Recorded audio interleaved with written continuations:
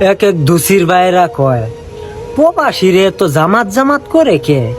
জামাত ক্ষমতায় গেলে কি প্রবাসী করে দেশে ফিরে আইনে টেহা পয়সা বাড়ি ঘর করে দিব নাকি? তাগেরে কই আগে ভিডিওটা দেখ।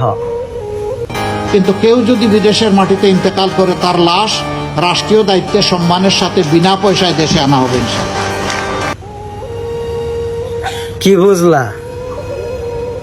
আমগরে ভাই চাওয়া হওয়া বেশি নে, আমরা প্রবাসী কার্ডও চাই নে, ফ্যামিলি কার্ডও চাই নে।